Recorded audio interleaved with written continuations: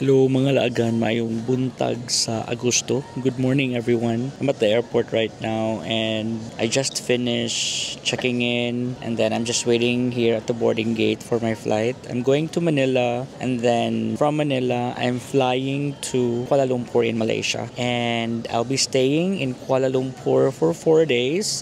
So I'll be staying there from August 20 to 24. And then after that, I'm flying from Kuala Lumpur to Sydney, Australia. And then I'll be spending there for my birthday. So again, every time I'm going to go to another country, this is really not purely vacation because almost the entire weekdays I'll be working as well. And then I just have technically I just have the weekend for me to be able to roam around. The good thing is akong work schedule, especially if I'm going to Australia, it's gonna start late in the evening. So I have the entire day technically to, roam around, laag, suroy, kung asa akong gusto suruyan. And then inig kagabi magsugod na sad ko og trabaho. So nindot ra siya nga setup. The same thing as well in if mato ko og especially Southeast Asia or Asia, it's because ang akong work gid kung Philippine time mag-start siya mga 5 or 6 p.m. and then mo end akong work mga 2 or 3 in the morning. So okay ra gyud kayo. So now I'm here at Cebu Mactan Airport and as what I've said, I'm flying to Manila and then from Manila going to Kuala Lumpur. As much as I really don't want to fly nga Manila, labi na international, wala ko choice kay from Cebu wala direct flight going to Kuala Lumpur and then kaning ticket nako I was able to get it during seat sale that was last year. I think mga July or August po of 2023 and it was very cheap. I only got it for like 3,000 round trip Manila Kuala Lumpur to Manila. And then, dili na nako magabit akong pauli. It's because ang akong pauli from Sydney to Philippines is direct na siya going to Manila and then Sydney, Manila and then Manila to Cebu. So, Cebu Pacific, PAL, or AirAsia, baka naman nga mag-direct flight na mo from Cebu going to Kuala Lumpur in Malaysia para di nami mo agi og Manila kay hassle kayo. Anyways, this is not going to be my first time in Kuala Lumpur. Convenient na ko kayo ang grabe kayong mga announcement. Daghan kaayo. So yeah, as what I've said, this is not my first time in Kuala Lumpur. Kadaghan ako masigad to kay convenient kay nako kay na ako'y friend dito.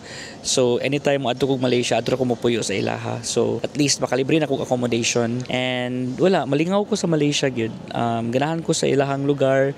Lami kay mag food trip dito. So I'm excited. This time kani nga trip is more on food trip gyud siya. So excited kay ko.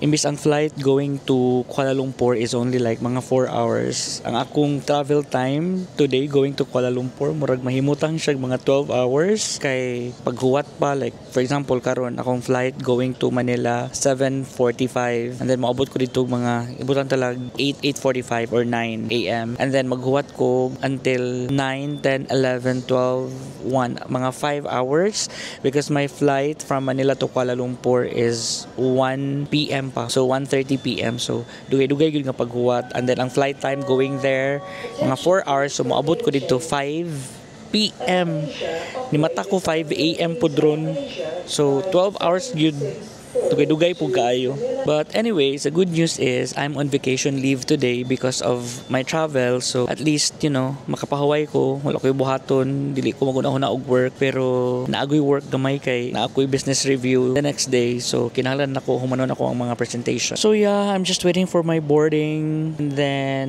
my flight to Manila. And then wait time for 5 hours there. So it's fine. So yeah, I'll just take a nap because I'm still very sleepy. And then I'll update you once we will go boarding. Now we are boarding. See you in Manila in 1 hour kapin, I think so.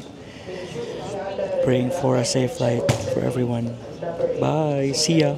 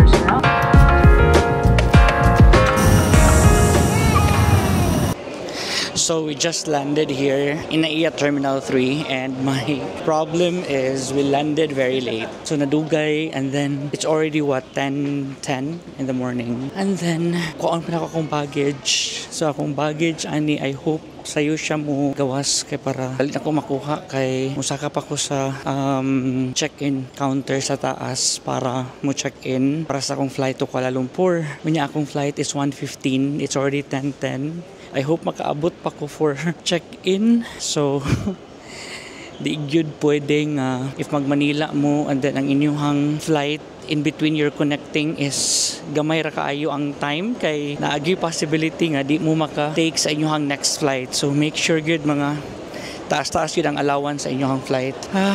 I hope makuha na ko akong bagahe og dali kay mo check-in pa ko. Alright. Yang ako, gadagan kog maayo kay what? It's almost 11. Among flight is 1:15. Habi na kog di ako ka-check-in. Fortunately, pwede pa daw. Oh my God. So yeah, going to Malaysia, you need to have the Malaysian digital arrival something. You need to complete that online, and then of course your e-travel and then travel tax. I paid it online, the good thing. So okay na tanan. So what na lang ko og check-in, daghan-daghan og tao karon nagpila. So I hope padali because I wanted to go to the lounge para makakaon ko kaon po breakfast.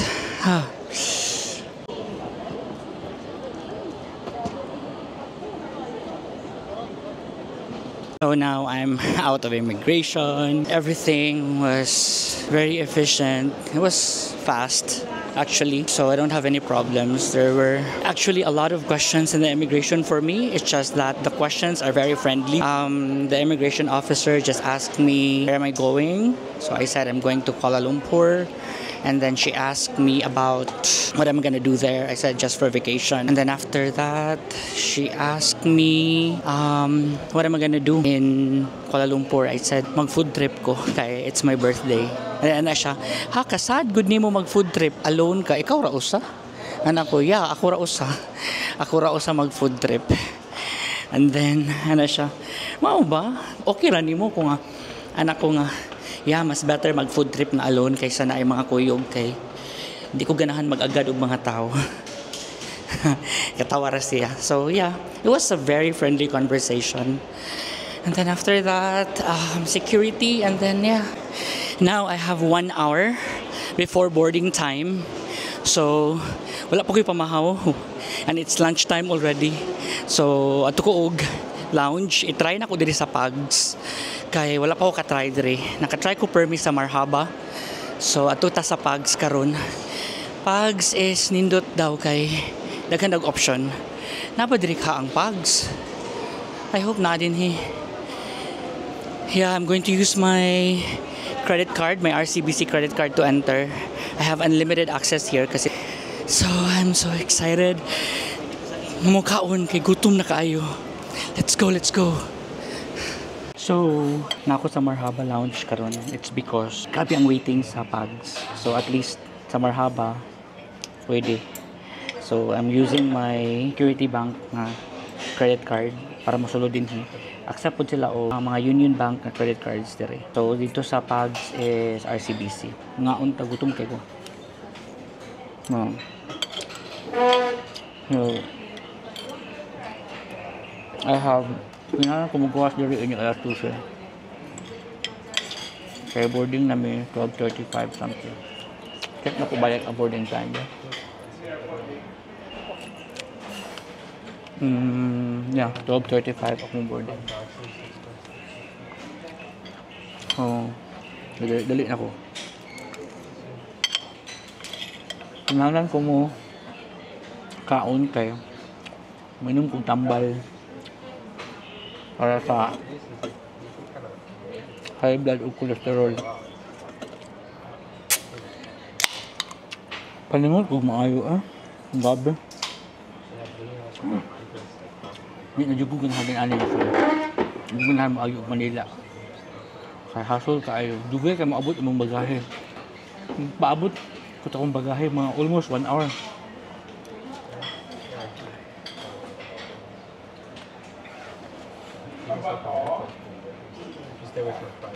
Yeah. Almost 1 hour akong bagahe ning abot, ning paabot mi. Sa usa ka carousel, tulo ka buog nga location. Hasol. Grabe din kay kahasol. Hindi na jud ko. So far, wala na ko yung flight ng Manhig, Manila. Okay. Last na jud to. Last na ni. Anyway. Tuwas ako kaon kay. Wala lang kami nito. I have 12 minutes to finish eating and then I'll go to my boarding gate.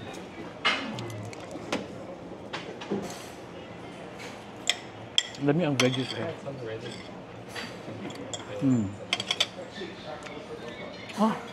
Grabe. Maka-stress. Maka-stress yun akong ginaagi karon. Hindi yan. Kapul ka ayaw. Nga. Maka-charge pa baka ako. Lubat na rabak ko. Mag-charge ako guys. My God, so good thing. I was able to finish eating really fast and went down because there's a change gate. For the information of all departing guests on the Malaysia flight AK583 bound for Kuala Lumpur. Yeah, that's my flight. Please be advised that your final gate assignment will be at the gate number 110. Once Yeah. again, gate number 110. So from 114 to 110, good thing. Please transfer now to gate number 110. This is so stressful. But, Thank you. sige lang. Kapuya eh. Okay.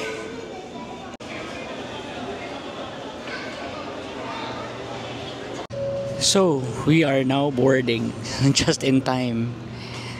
See? My God. If I didn't know that there's a gate change, mabiyaan na ako sa aeroplano. Pahuway sa ako kadiyot. Although boarding na may. Okay, sige. See you Kuala Lumpur in a bit. Bye!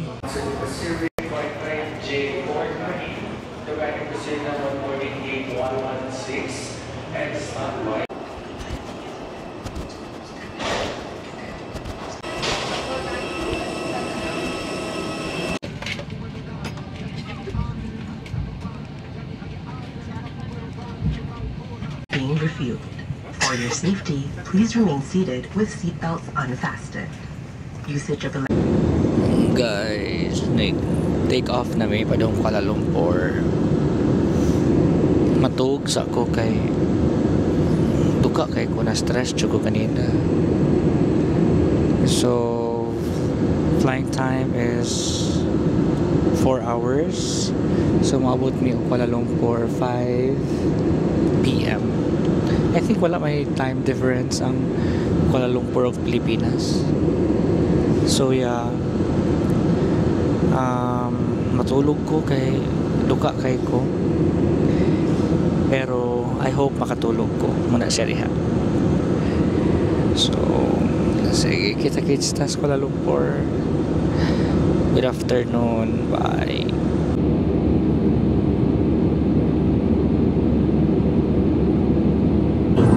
before the seatbelt sign comes on for landing.